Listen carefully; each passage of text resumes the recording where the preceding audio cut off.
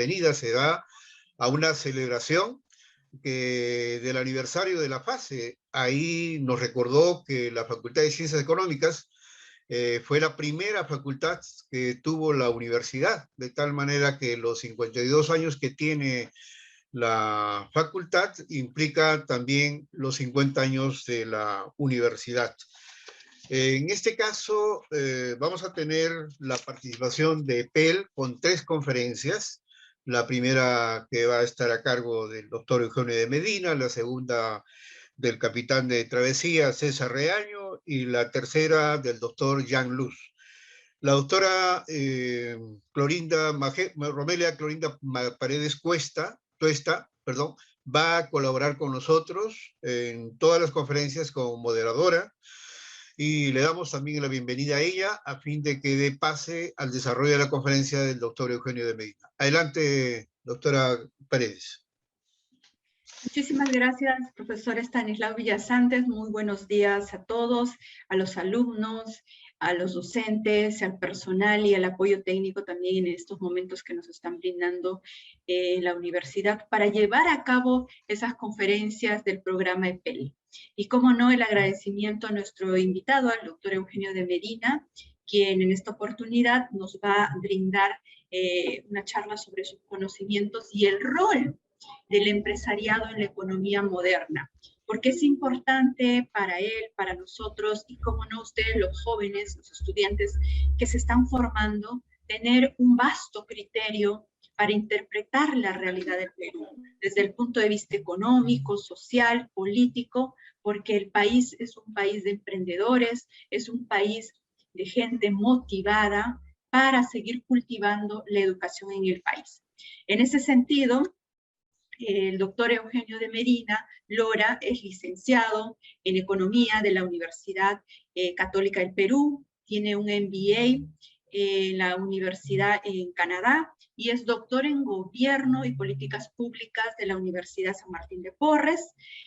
Ha sido, bueno, acaba de ser un proceso demasiado pronto. Creo que vamos a tenerlo también como doctor en Ciencia Política y Relaciones Internacionales de la Universidad Ricardo Palma. Es profesor de la Escuela de Posgrado de la Universidad Ricardo Palma. Además es Trainer International con certificación internacional en Educación Económica y Training of Trainers del programa del Departamento de Estados Unidos, y posee otros estudios de posgrado en Finanzas y Proyectos en la Pontificia Universidad Católica del Perú y en la TEC de Monterrey. Asimismo, hoy, en la actualidad, muchos el mundo académico lo conocemos, los estudiantes, y el mundo político también, es consultor en diseño de políticas públicas, promotoras de inversión privada, en desarrollo de proyectos de inversión y en estrategia de comunicación política. Ha sido funcionario del gobierno en la gestión pública en el Perú desde 1996 al 2004, además de asesor de algunos gobiernos regionales como desarrollador de proyectos e impulsor de políticas de promoción de la inversión entre 2005 y 2011. También ha sido asesor de gobiernos latinoamericanos en el desarrollo de proyectos bajo mecanismos coparticipativos públicos-privados por más de 25 años. En muchos de esos proyectos, su participación fue como consultor del Banco Mundial, del Banco Interamericano de Desarrollo, el BID, del Banco Centroamericano de Desarrollo Económico, de la Cooperación Andina de Fomento, la CAF, y la Cuenta del Milenio MSC y la Organización de los Estados Americanos. Ha ganado un premio internacional Caminos de la Libertad en México en el año 2010 y fue finalista en el año 2009, 2013 y 2021 en ese mismo premio, concurso internacional, y además es autor de 4 libros publicados en Lima, Madrid y Buenos Aires, y también autor de numerosos papers en prestigiosas revistas académicas latinoamericanas. Además es columnista semanal del diario Correo de Lima desde el año 2012, y sus artículos vienen apareciendo desde el año 1995 en otros diarios. Además, es conferencista internacional sobre temas de su especialidad y requerido como analista político por medios de comunicación peruanos y extranjeros, incluyendo las cadenas internacionales CNN en español, MTM24 y Vivo Play. Pero lo más importante, que me permito decirlo, que el doctor Eugenio nos ha transmitido, es lo siguiente, que su principal motivación es seguir aportando justamente el conocimiento de la educación en el Perú. En ese sentido, le doy el pase. Doctor Eugenio, usted tiene la plataforma de la Universidad Ricardo Palma, este medio, este Zoom, y 127 invitados que gustoso le estaremos escuchando. Buenos días. Muy buenos días. Muchas gracias, profesora. Muchas gracias, doctor Villasante, por la acogida. Sin duda, para mí siempre es un honor, un privilegio poder estar en mi casa, en el alma mater de la Ricardo Palma, que es otra de mis almas maters ya a esta altura de mi carrera. Efectivamente, espero prontamente estar, quizás el próximo, optando el grado de doctor de Ciencia Política y Relaciones Internacionales, y sumarlo a algunos otros grados que uno ya posee.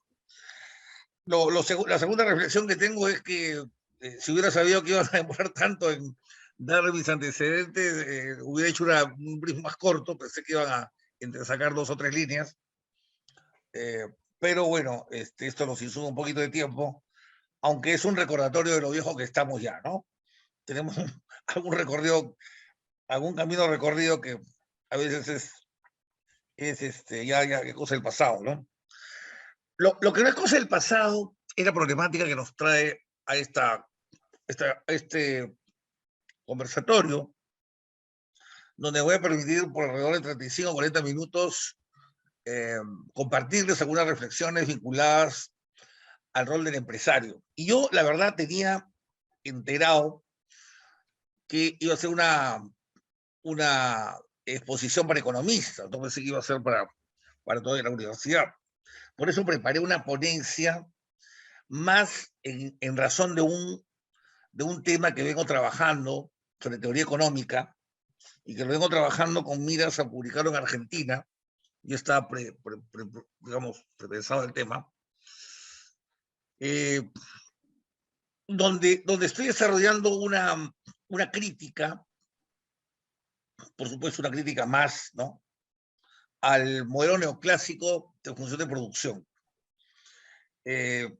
Para los que versan el tema económico, saben que la teoría neoclásica es una teoría muy, digamos, preponderante a nivel de la microeconomía, sobre todo, y que pues inunda los libros de microeconomía fundamentalmente para la teoría del consumidor, el productor, los mercados, y en particular con el caso del productor, pues establece una serie de supuestos que voy a discutir hoy día, sobre todo uno de ellos. Pero la otra razón por la cual me parece importante tocar este tema es porque la pandemia nos ha dado lecciones económicas maravillosas, ¿no? Maravillosas. Y esto sí no necesitamos ser economistas para entender. Por ejemplo, la pandemia nos ha enseñado cosas como esta, ¿no? Y cosas, voy alertando en algo, ¿eh? Voy a decir cosas que no van a sintonizar mucho de pronto con las cosas que escuchamos en la prensa, o en el debate habitual, o en el presunto debate habitual. Yo creo que no hay debate habitual en realidad de política ni de economía. Hay una serie de intercambio de chismografía política, ¿no?, que no es análisis. Pero bueno,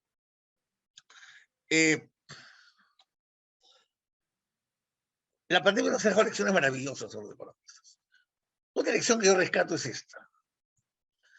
El mejor programa social, económico, sigue siendo la economía de mercado.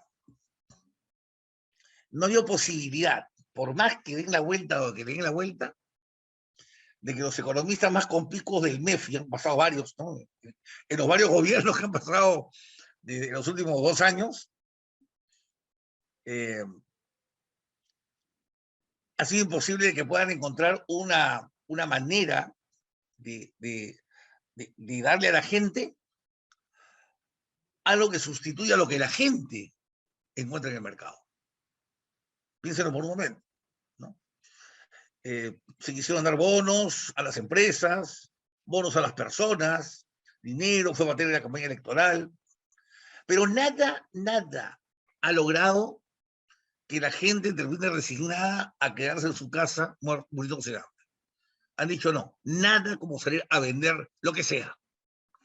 Picarones, ropita interior en la bodeguita, fruta en el centro comercial, lo que sea, menús en las casas, ahora que no se podían salir.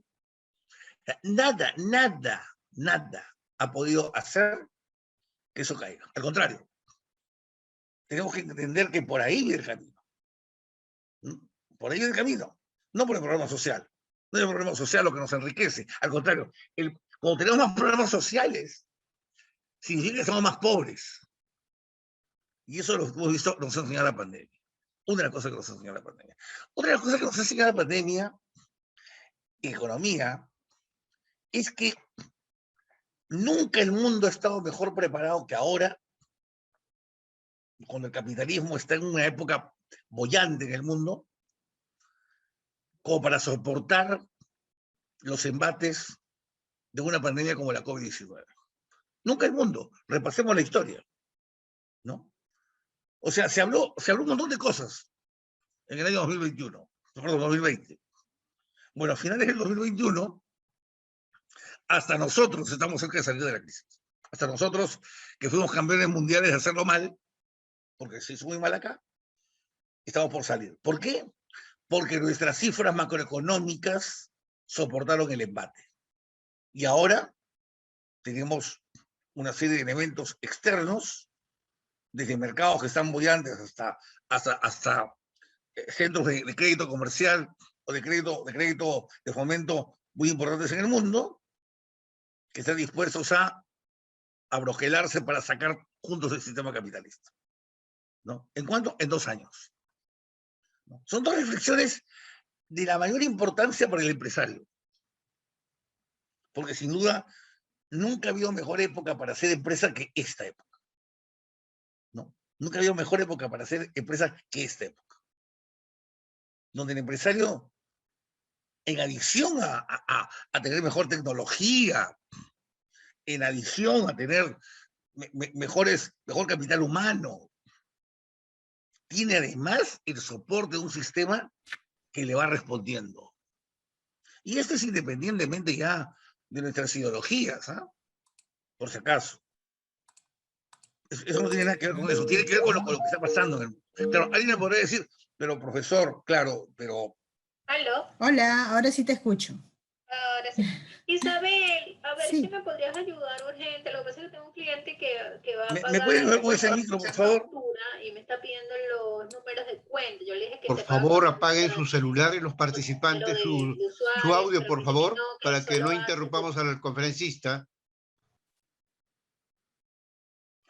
Bueno.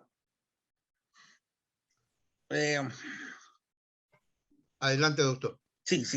Quiero retomar aquí lo que estaba diciendo, la verdad que se me fue. Pero bueno, ya. Nunca ha habido mejor época para hacer empresa que ahora. Alguien me podrá decir, sin embargo, profesor, pero mire usted, ¿cómo es posible que tengamos tantos años de modelo económico y tengamos problemas de que no hay hospitales? Sí, pues, efectivamente. Un montón de problemas por eso. Pero eso no es un problema del capitalismo ni del modelo económico. Porque el modelo económico y el capitalismo nos dieron los recursos, ¿no? Nos dieron los recursos. Que nosotros hayamos querido gastar los recursos, por ejemplo, en el elefante blanco de los panamericanos, o en otros elefantes blancos como la refinería de Talara, es otra cosa. Con ese dinero, efectivamente, hemos podido, con mejor criterio, hacer hospitales. ¿Y cómo será el mensaje divino que nos llega que nuestra vida olímpica terminó convirtiéndose en hospitales de COVID, ¿no? Entonces tenemos una serie de elecciones que yo sé que están chocando con algunas percepciones de muchos de ustedes, y con mucho del discurso político, pero es necesario, creo que desde la academia ya se hablen las cosas con la frontalidad que desde la política no se pueden decir, ¿no? Porque el político está pensando en los votos. Nosotros no estamos pensando en los votos, estamos pensando en la reflexión fría de lo que está sucediendo en el mundo y lo que está sucediendo en el Perú. Entonces, estos dos eventos, todos hechos, el hecho de la teoría neoclásica convencional y las lecciones de la pandemia, me llevaron a mí a reflexionar hace ya algunas semanas o meses sobre el rol del empresario, ¿no?, en la economía. No solamente el empresario peruano, ¿no?, sino el empresario en general. Y aquí es donde entro a la parte dura de la exposición, ¿no? Cuando nosotros estamos hablando de la participación del empresario en la función de producción microeconómica, normalmente lo encontramos como un factor de la producción.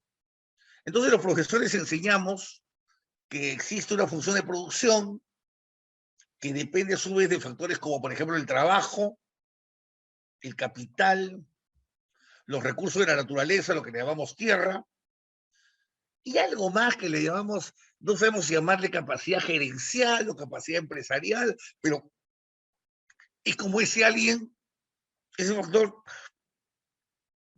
que une a nosotros, ¿no?, y que nos hace producir empresa.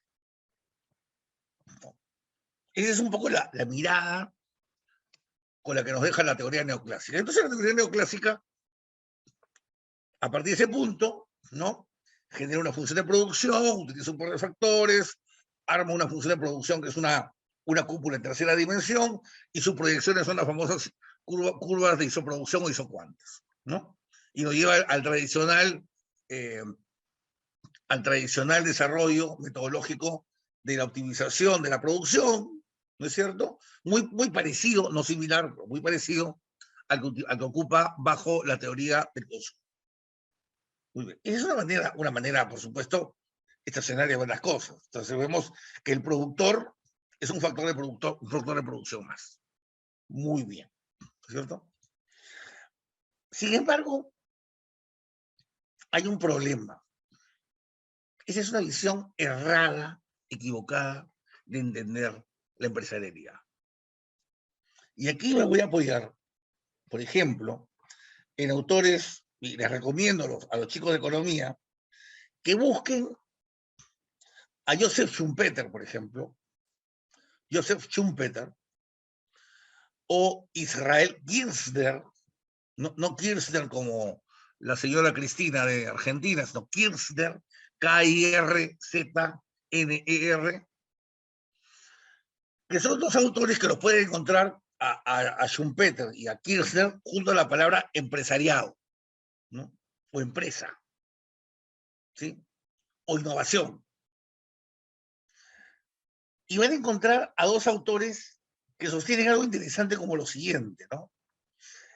El empresario que entra al proceso de producción no puede ser considerado un factor de producción más. Es, por el contrario, el elemento sin el cual los otros factores de producción como tierra, trabajo y capital no podrían generar valor económico, ¿no?, ni podrían generar toda la dinámica del proceso de desarrollo económico que hay en la vida del hombre. ¿Por qué razón sostienen eso? Porque lo que sostienen estos pensadores, ¿no?, es que el empresario va adaptando situaciones nuevas y va adaptándose a situaciones nuevas ante las cuales va descubriendo información nueva. Y aquí tengo que jalarme a un tercero, que es Friedrich Hayek. Y Hayek nos va a hablar del conocimiento disperso y nos dice, en el mercado hay una cosa que no hay en otro lado. Hay dos tipos de conocimiento, nos va a decir Hayek. Hay un conocimiento sistemático es decir, un conocimiento ordenado, si quieren ustedes, científico, mientras que por otro lado hay un conocimiento disperso, un conocimiento informal, si quieren llamarlo en términos peruanos, ¿no? Un conocimiento que hace que, no sé, pues, estamos en un peaje esperando el turno para pasar y de pronto se aglutina mucha gente en el peaje o muchos carros y al toque comienzan a aparecer las señoras vendiéndonos alguna bebida gaseosa, ¿no? Y entonces uno le dice a la señora, no, pero esa no me gusta, no tiene estas bebidas energéticas. Un momentito, dice, o sea, corriendo nos trae la bebida energética. Señorito, me olvidé de decir, estoy resfriado. ¿No tiene Siguelar? Va, regresa y te la trae Siguelar. O sea, ¿qué quiere decir? Hay información que algunos la toman y al tomarla aprovechan oportunidades. Esos son los empresarios en la línea de Kirchner, en la línea de Schumpeter. Los aprovechadores de oportunidades. El empresario toma lo que le da el mercado y lo transforma, ¿no? A base de una oportunidad. Lo transforma en este caso en un emprendimiento de tipo comercial, porque los emprendimientos pueden ser de diferentes formas. Un académico puede ser un emprendedor, solo que su emprendimiento es intelectual, no es comercial, ¿no?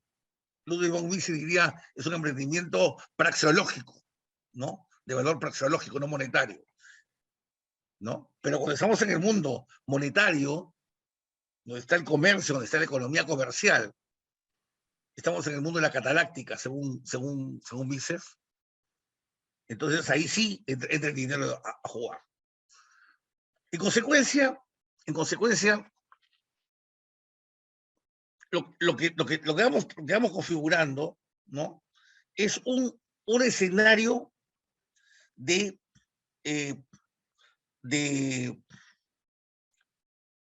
económico en el cual hay un elemento, un agente, que es el que comienza a mover todo el mercado. Y lo mueve a base de ¿qué? De su capacidad de adaptarse, cosa que no pueden todos, de adaptarse permanentemente a esos cambios. Adaptarse con resiliencia, ¿no? Con la capacidad de perder también en el camino. Y con la capacidad de ver área de arriesgar, ¿no? El empresario que no arriesga no es empresario, ¿no? Entonces, si nosotros lo vemos detenidamente, este elemento que tenemos llamado el emprendedor comercial o el empresario, es el que termina a partir de la innovación, ¿no? A partir de la innovación, termina descubriendo nuevas oportunidades en el mercado. Y esas oportunidades se traducen en ¿qué? En mayores ganancias momentáneas para él, mientras la innovación tiene efecto, y luego cuando ya sea replicable la innovación, pues seguramente va a tener que compartir esa ganancia con otros, hasta que ya sea con tantos que ya no decía no entrar en ese mercado porque hay demasiado que ganar con él, ¿no? Y si en otro mercado. Entonces, el empresario schumpeteriano, ¿no? Kirchneriano, hayekiano, no es un factor más que yo puedo poner en la función de producción y decir, oye, si no me gusta lo reemplazo, ¿no? Si yo tengo un trabajador que funciona mal, lo reemplazo pues por otro que funciona bien. Si tengo una máquina que funciona mal, pues la regreso a los proveedores y me traigo una que funciona bien, ¿no? Si tengo un petróleo, que es un recurso de la tierra, que tiene bajo octanaje o lo que sea, lo reemplazo por uno mejor. Está bien, perfecto. Eso es ingeniería. Eso es ingeniería. Pero ¿qué hago con un empresario? ¿También puedo reemplazar a un empresario? Bueno, les cuento. ¿Por qué es importante esta discusión? ¿Por qué es tan importante esta discusión?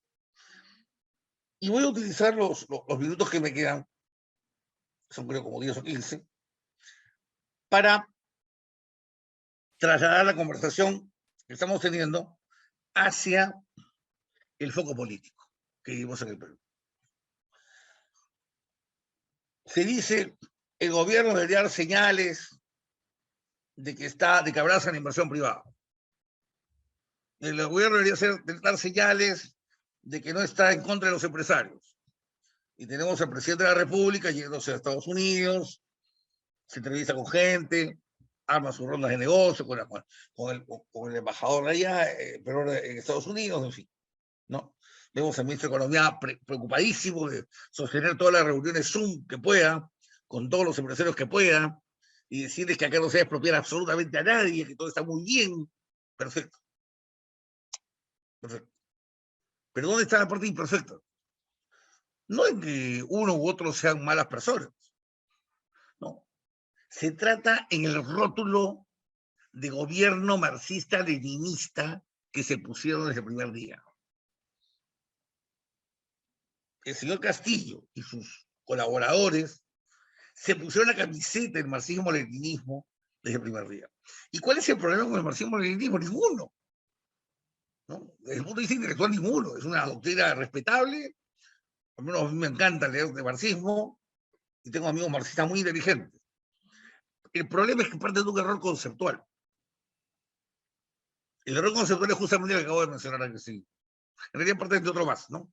Del historicismo, pero eso es otro ángulo del tema. El error económico, o uno de los dos errores económicos que parten, porque el otro error económico es el valor trabajo, y estamos hablando solamente del empresario. Ellos asumen que el empresario, ¿no?, es un factor de la producción. Ahí coinciden con los neoclásicos, ¿no? Y por tanto es reemplazable. Tan reemplazable que ellos podrían decir, mira, si acá estamos haciendo automóviles, hagamos automóviles con el Estado. Si acá se está haciendo banca, hagamos banca desde el Estado. O sea, reemplacemos al empresario, busquémosle a alguien que haga su mismo trabajo. Un poco en la línea de lo que, de Nancy Lerner, ¿no? Que decían que si se simulaba un sistema de precios competitivo y se buscaban personas que trabajaran como empresarios, lo que vamos a tener es una economía de mercado igual, normal. Solo que las ganancias no van a ir al sector privado, sino van a quedarse en el sector público. Es una forma de mirarlo, ¿no? Pero que parte de qué? De entender que el empresario en la función de producción es un factor de producción más. O sea, puedo reemplazar esa función, puedo sacar esa pieza, tomar la otra pieza que está nuevecita y cambiarla. Y va a funcionar la máquina. Eso no es posible, de acuerdo a lo que te estoy comentando en esa ponencia.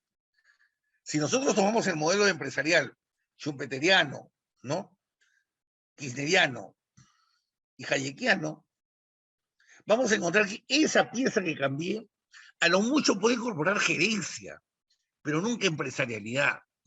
Gerencia significa saber manejar las cosas en una organización. Para eso es decirle, por ejemplo, tener un MBA, ¿no? Has aprendido lo que son las diferentes áreas de la empresa y puedes hacer gerencia. Lo que no te puede dar jamás un MBA es un aprestamiento para ser empresario. Porque el empresario tiene que tener otras dotes que son hasta naturales, ¿no?, que le permita arriesgar, ¿no es cierto?, arriesgar cosas para obtener otras. Y esa capacidad no la tiene cualquier persona. Es más, esa decodificación del mercado por la cual yo puedo percibir cuáles van a ser los elementos que me importan para llevar a cabo una inversión, eso no lo sabe cualquiera. Lo siente el empresario, lo siente, dije bien, el empresario. ¿De acuerdo? Y eso no lo puedo replicar. Esa y no otra es la importancia del empresario en la economía. Que el empresario, y aquí voy a citar a Schumpeter, ¿no?, el empresario dinamiza el mercado y dinamiza toda la economía, hasta el punto en que el empresario es el autor fundamental del desarrollo. ¿Y en qué lo visualiza Schumpeter? ¿No? Joseph Schumpeter lo visualiza en lo que él le llama el proceso de destrucción creativa. Para Schumpeter, el animal spirit, ¿no? El espíritu animal del empresario, que lo lleva a arrasar con todo por aprovechar oportunidades, ¿no? Lo lleva también a tomar lo que sea del mercado, a innovarlo, mejorarlo, ¿no? Mejorarlo y con eso arrastrar una nueva demanda, crear nuevas demandas, crear nuevas necesidades y por tanto crear nuevos valores económicos. E incluso destruir algunos otros. De ahí viene destrucción creativa, ¿no? O sea, la destrucción de algo que se elimina para que otra cosa tome su lugar o lo subsuma. Y eso es la destrucción creativa a la que hace alusión Schumpeter, ¿no es cierto? Y que permite establecer que el papel del empresario es mucho más grande que solamente el que tradicionalmente vemos nosotros como el tipo que da empleo, ¿no? O el tipo que le agrega unos cuantos puntos al PBI. No es solamente ahí donde queda la cosa, ¿sí? El empresario es aquel que sostiene el desarrollo económico, sostiene el proceso de crecimiento en el mundo. Los procesos de crecimiento en el mundo exitosos no son procesos de 1 año ni de 10 años. China demoró 30 años creciendo una tasa de 9,7% anual, en salir de la pobreza que lo dejó Mao Zedong a fin de los 70, hacia la bonanza de estos años, con Xi Jinping, rozando el siglo, y en el siglo XXI, ¿no? Actualmente tiene como 40 años de crecimiento, ¿no? ¿Fruto de qué? Fruto de una serie de transformaciones que hicieron, ¿no? Que fueron pro mercado en realidad, como todos sabemos, y que los llevó a un estado en el cual hoy en día ya podríamos decir que la tasa bajó de 9,7 hasta el 2010, deben estar ahorita en un promedio de 8%, 7% anual, ¿no? ¿Qué significa? Que si tú quieres crecer como Perú, 4% anual, hay periodos que tienes que crecer 6-7%, ¿no? Porque van a haber muchos periodos donde vas a crecer 1 o 2%. Entonces, el momento de aprovechar los despegues es importante. Y cuando los despegues no los aprovechas y solamente le sacas 2%, entonces estás perdiendo oportunidades de largo plazo, que es donde hay que ver el crecimiento. En consecuencia, para ir cerrando un poco la reunión, lo que vamos a tener, ¿no es cierto?, ante nosotros, es a un agente económico de primera magnitud, pero que al mismo tiempo, todo lo que acabo de decir no santifica al empresario, ¿no? O sea, yo he hecho un análisis positivista del empresario. Yo no estoy diciendo de que en este camino no puede haber empresarios delincuentes, empresarios evasores, empresarios que maltratan a los trabajadores. Yo no estoy diciendo eso. Estoy diciendo, el espíritu animal del empresario es aprovechar todo lo que viene. Y ese que le da la vuelta, le da el giro a la orden económica. Ahora corresponderá pues, a las leyes, a las normas, ¿no? A la cultura misma, el hacer que la empresa actúe de mejor manera, por supuesto que sí, ¿no? Hoy en día, por ejemplo, alguien que no es un comunista como Michael Porter, ¿no? Habla de valor compartido, no hoy, hace 20 años se está hablando de eso, ¿no? Que las empresas deben generar valor, ¿no es cierto?, compartiendo ese valor con la sociedad. Algo maravilloso, ¿no? O sea, traducido, ¿no? Significa, yo voy a poner una minería, una actividad minera, en un determinado lugar, pero quiero que las comunidades cercanas conmigo crezcan conmigo. Compartamos el valor. Y mientras yo tengo más valor para ti, yo tengo más valor para mí. O sea, no es un regalo. Hagamos que el valor sea compartido por los dos, no por mí solo. Y eso lo dice alguien, repito, como Michael Porter, ¿no? Que de comunista pues no tiene nada, ¿no? Ni tiene que llamarse marxista-leninista para eso, ¿no? Pero si yo me llamo marxista-leninista, sí, pues, me vuelvo enemigo de todo eso. ¿Por qué? Porque el marxismo-leninismo, ¿no? Como, pues, digamos, la marca de clase, ¿cuál es el marxismo-leninismo? La marca de clase es tomar a toda empresa como un espacio de de privación de medios de producción para evitar, a través de la propiedad privada, que otros sean poseedores de esos medios de producción. Y como todos aquí sabemos, la esencia del marxismo y la forma en la que el marxismo explica el conflicto social es porque unos tienen acceso a los medios de producción y otros no. ¿No? Los que no son los proletarios, que son dueños de su fuerza de trabajo y punto. ¿No? Esa es la esencia cruda y dura del marxismo. Entonces, el marxismo tiene que ser opuesto a todo lo que es empresarial. Pero uno puede estar opuesto a lo que es empresarial de mala manera, digamos, el empresario de explotación, sin estar en el marxismo. Perfectamente. ¿No? Como lo acabo de demostrar. Entonces, es importante dar esa mirada al empresario, es importante entender que si no atraemos empresarios debidamente regulados, si quieren, debidamente observados, con un escrutinio importante de sus labores, si no los atraemos al Perú y América Latina, esta va a seguir siendo una región olvidada del mundo.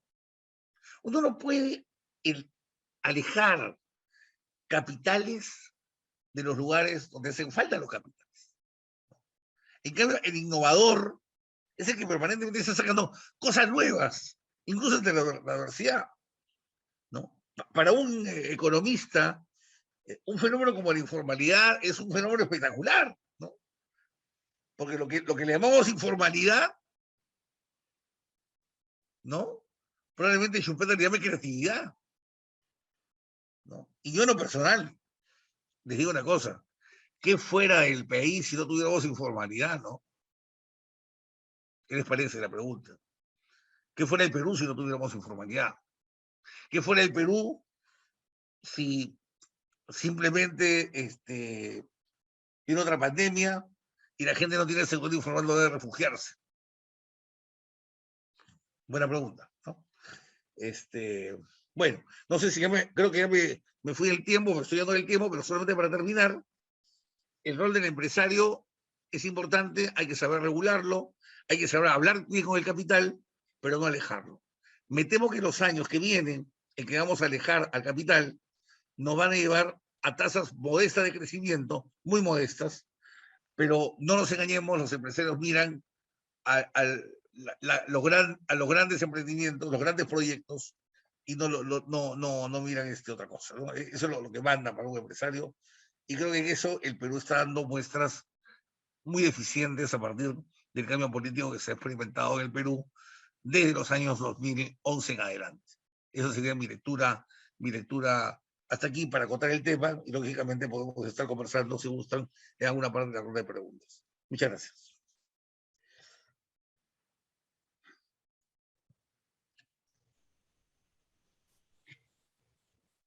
Muchísimas gracias, doctor Eugenio, por esta ponencia, su punto de vista desde el punto de vista macroeconómico, microeconómico y economía política como tal.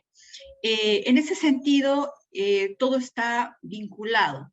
Es decir, tanto la política económica o la política y la seguridad jurídica que un país debe tener para darle esa estabilidad o fomentar o proponer que nuevos vehículos para la formalización y cómo no superar esas vallas o esas barreras que no necesariamente vienen del Estado, sino es un conjunto de situaciones que se da en el mercado entre la oferta y la demanda y esa necesidad que impera no solamente en el Perú, sino en el mundo desde el punto de vista de la desigualdad social. Mucho se ha hablado de que la gran problemática de hoy en día ya no es la pobreza, sino es la desigualdad. En ese sentido, ¿cuál sería su perfil? Porque hay una pregunta y entre las que he podido resumir es ello. Si bien es cierto, todos los países tenemos pobreza, en este caso Perú también, y ha aumentado en los últimos años, pero ¿qué tiene que ver exactamente con a los opositores de que el problema no es la pobreza, sino el problema es la desigualdad? Es decir, desde el punto de vista de inversión pública, hacia dónde se direccionan dichas inversiones para fomentar esa movilización y que menos peruanos seamos pobres. Respecto al punto de vista teórico, muchos analistas dicen que no, el problema no es la pobreza, el problema es la desigualdad, que no ha habido un conjunto de cohesión económica, política entre lo público y lo privado para brindarle a un país ese progreso y ese desarrollo, no solamente económico, sino también social, ¿no? Entonces, hay esos dos puntos de vista que se contradicen, pero que tienen mucho que ver, porque al final son personas las que gobiernan, son personas las que deciden, y cómo no, somos personas las que elegimos como tal a nuestros gestores o gobernantes, ¿no? Porque esta configuración de pobreza y desigualdad no solamente es en el Perú, acabamos de verlo ya en Nicaragua, en Chile, en México, en diferentes países del mundo, ¿no? Estados Unidos mismo, ¿no? Entonces, por ahí un poco su percepción, más que quizás una opinión, sino algo mucho más objetivo desde el punto de vista, digamos, numérico, cuantitativo, porque nosotros como estudiantes, docentes, queremos invertir, somos un país de emprendedores, ¿no? Y como usted ha puesto muchos ejemplos en su ponencia, ¿qué debemos hacer? Porque también hay una migración del Perú, de diferentes partes del mundo hacia afuera, ¿no?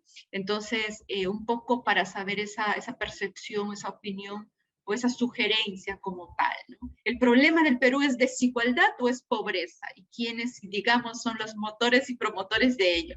Por ahí va nuestra pregunta para resumir a todo lo que, las inquietudes internas que me hicieron llegar.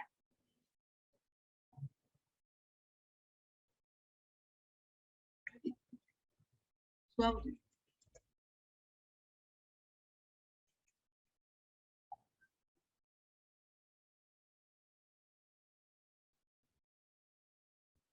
Doctor, no se le escucha, no se le escucha. ¿Puede activar su audio?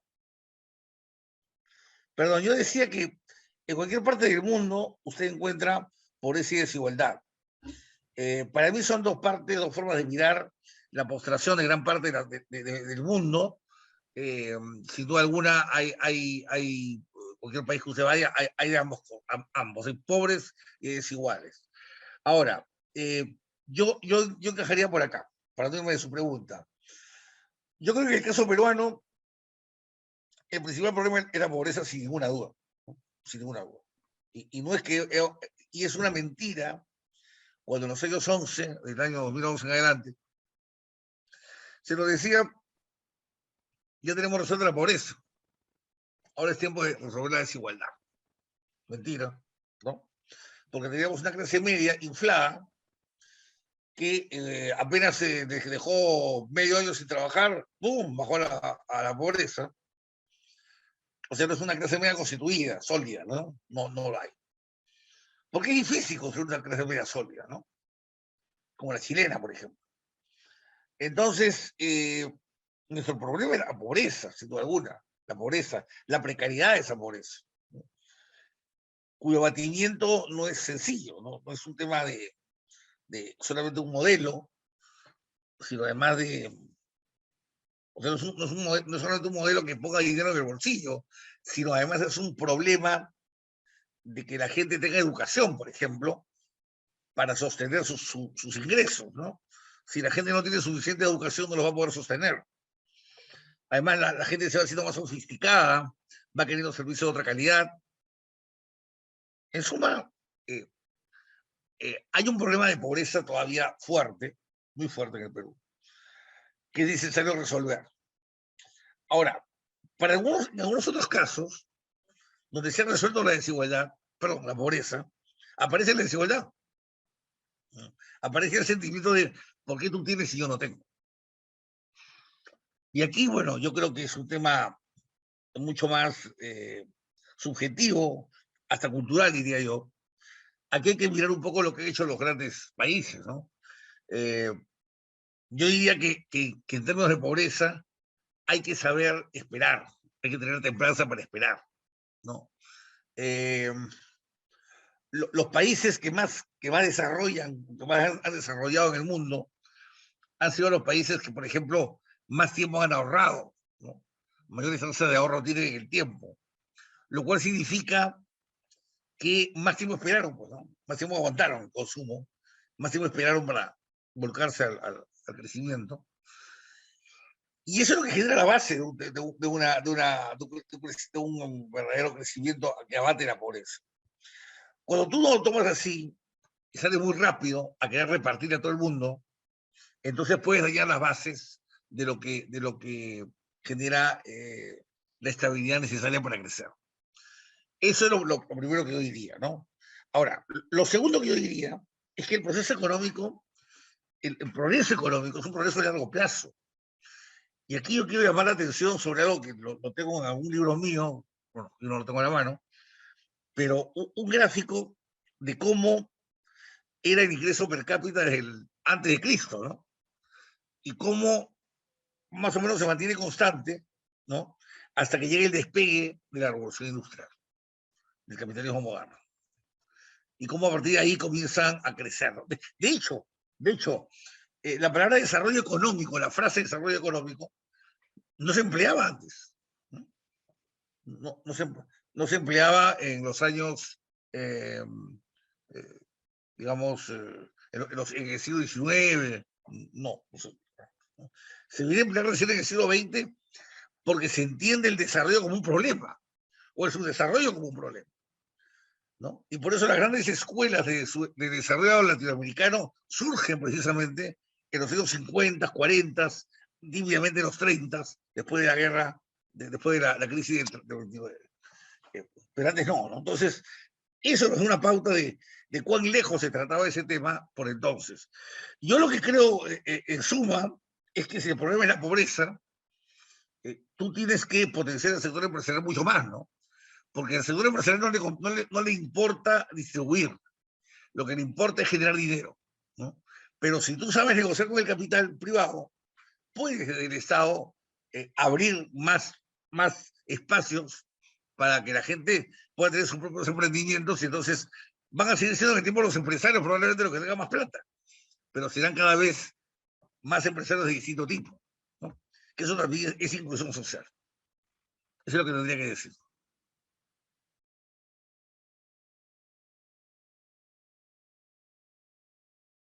Muchísimas gracias, doctor Eugenio de Medina Lora, por esta ponencia, por este aprendizaje como tal.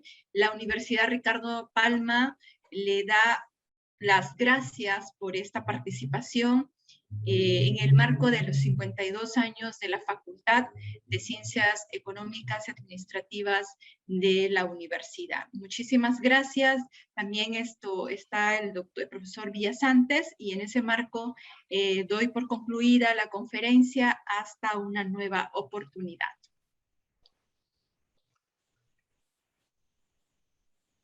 Gracias a todos, gracias a todos. Muy gentil, los invitamos para la próxima conferencia. A continuación les he mandado inbox por el chat el link de la siguiente conferencia para conectarnos con otra temática del tema portuario, aduanas y negocios internacionales. Muy buenas tardes en esta ocasión y nos vemos en la siguiente conferencia. Gracias.